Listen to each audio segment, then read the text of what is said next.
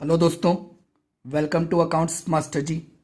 बहुत सारे बच्चों ने हमसे यूट्यूब में ये रिक्वेस्ट की थी कि सर आप प्लीज़ हमें accounting ratios one by one explain करें। हमको रेशियोज़ में दिक्कत आ रही है, तो आज से हम वन बाय वन आपके लिए एक रेशियो का वीडियो अपलोड करेंगे, जहाँ पर समझेंगे रेशियो है क्या, रेशियो का फॉर्मूला क्या है और उसका मतलब क्या है। अगर आप फॉर्मूले को समझते हैं तो आपको दिक्कत नहीं आएगी। तो स्टार्ट करते हैं। तो पहली कैटेगरी जो है आपके अकाउंटिंग रेशियोज़ में, वो है लिक्विडिटी रेशियोज़। लिक्विडिटी रेशियोज़ क्या एक्सप्लेन करता है कि आपकी कंपनी अपना करंट ऑब्लिगेशन पे कर पाती है कि नहीं कर पाती है। करंट ऑब्लिगेशन का मतलब शॉर्ट टर्म फाइनेंशियल लायबिलिटीज़, या फिर हम जिसे करंट लायबिलिटी भी कह सकते हैं। तो इस कैटेगरी में जो आपका पहला रेशियो आता है वो है आपका करंट रेशियो। और करंट रेशियो का फॉर्मूला क्या है? फॉर्मूला है आपका current asset upon current liabilities. अब current asset upon current liabilities, और इसे हमको प्योर रेशियो में एक्सप्लेन करना है। लाइक आंसर आता है 1, तो हम इसे एक्सप्रेस करेंगे 1:1।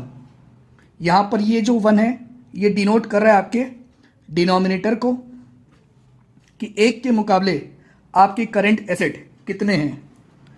तो इसका मतलब क्या होता है रेशियो का? करंट रेशियो बताता है कि सपोज आपकी करंट लायबिलिटी 100 रुपये है और आपकी करंट एसेट 150 है, तो आंसर क्या आएगा? 1.5:1। इट मीन्स 1 रुपये के मुकाबले 1 रुपये की करंट लायबिलिटी को पे करने के लिए आपकी कंपनी में 1.5 रुपये के करंट एसेट हैं। क्या सर ये रेशियो एक आइडियल रेशियो है? आंसर है नो। आइडियल रेशियो या स्टैंडर्ड रेशियो माना जाता है 2:1। दैट इज अगर आपकी करंट लायबिलिटी 100 है तो कम से कम आपके करंट एसेट 200 होने चाहिए। तब हम ये मानेंगे कि आप जो है अपनी करंट लायबिलिटी को जब भी वो ड्यू होंगे पेमेंट के लिए, आप पेमेंट कर पाएंगे। क्योंकि दोस्तों ये करंट एसेट का मतलब क्या होता है? सर इसमें कैश आ सकता है, कैश इक्विवेलेंट आ सकता है। कैश इक्विवेलेंट मतलब जो चेक और ड्राफ्ट हैं, जो अभी कैश में आपके पास है नहीं पर जल्दी ही कन्वर्ट हो जाएंगे कैश में। क्या सिर्फ यही करंट एसेट होते हैं? नहीं, करंट एसेट और भी चीज़ें होती हैं। तो पहले हम करंट एसेट का मतलब समझते हैं।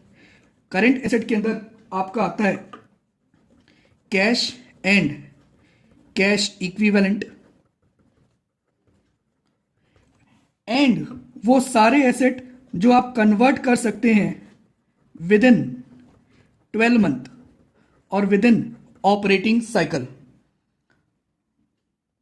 तो कुछ ऐसे एसेट जिसे आप कन्वर्ट कर सकते हो विद इन 12 मंथ या विद इन ऑपरेटिंग साइकिल, उसे भी हम करंट एसेट कहते हैं।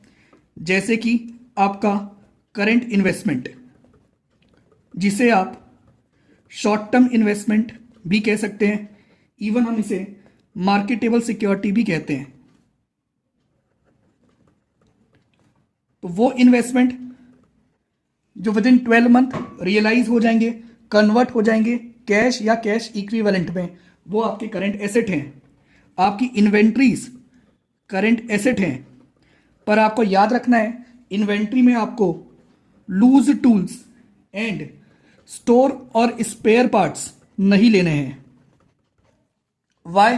बिकॉज ये चीज़ कोई भी कंपनी बेचने के लिए अपने यहाँ नहीं रखती है, बल्कि इसका यूज़ करती है। सर इन्वेंट्रीज का मतलब? इन्वेंट्रीज का मतलब आपका स्टॉक, ओपनिंग स्टॉक हो सकता है, रॉ मटेरियल का भी, WIP का भी, FG का भी, तीनों स्टॉक हो गए।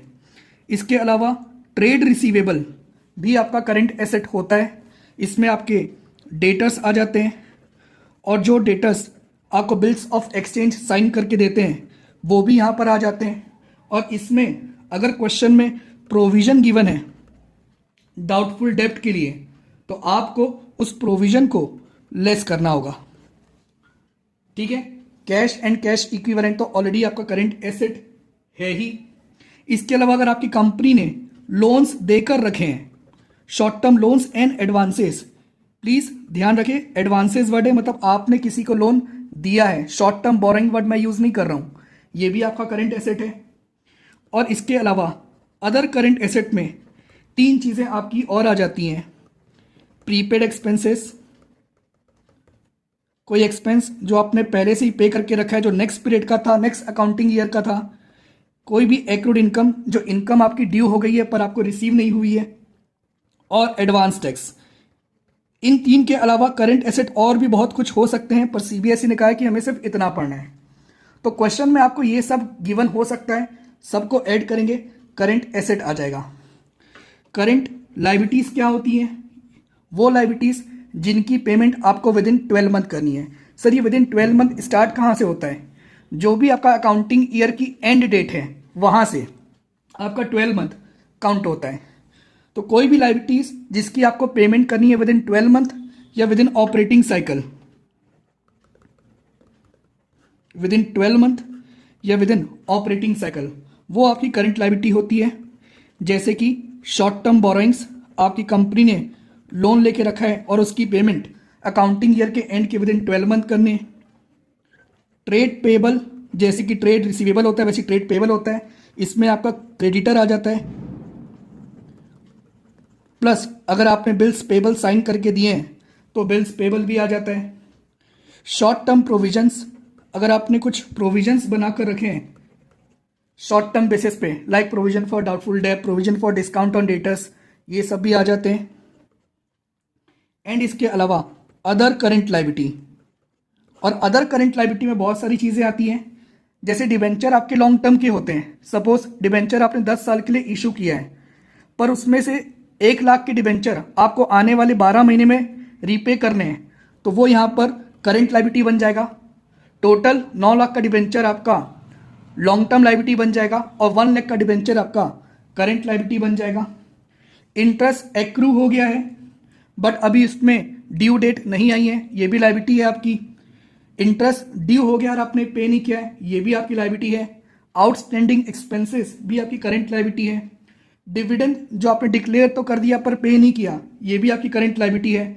किसी शेयर होल्डर ने आपको कॉल ड्यू होने से पहले ही एडवांस में आने वाले कॉल्स के पैसे पे कर दिए, कॉल्स इन एडवांस, ये भी आपकी करंट लायबिलिटी है। तो यहाँ पर बहुत सारी चीज़ें आ जाएंगी। तो ये आपका करंट रेशियो था। फॉर्मूला है current asset upon current liability, ideal ratio है 2:1। सिंपली ये बताता है करंट लायबिलिटी के मुकाबले आपकी कंपनी में, आपकी फर्म में करंट एसेट कितने हैं। बेटर है 2:1 तो मिनिमम होना चाहिए, कम नहीं होना चाहिए और एकदम ज़्यादा भी नहीं होना चाहिए। एकदम ज़्यादा होगा मतलब करंट एसेट आपके बहुत ज़्यादा हैं, इन्वेंट्रीज आपके पास ज़्यादा हैं, कैश आपके पास ज़्यादा है। किसी भी कंपनी में एकदम ज़्यादा कैश पड़ा हुआ है मतलब आप उसको यूज़ नहीं कर रहे हैं, कहीं इन्वेस्ट नहीं कर रहे हैं, तो वो बात भी सही नहीं है। तो उम्मीद है आज आपको करंट रेशियो समझ में आया होगा। इसे क्वेश्चन आप प्रैक्टिस करें, कुछ भी डाउट आता है क्वेश्चन में आप कमेंट सेक्शन में पूछ सकते हैं। तो मिलते हैं अगली वीडियो में, तब तक के लिए bye, take care and all the best.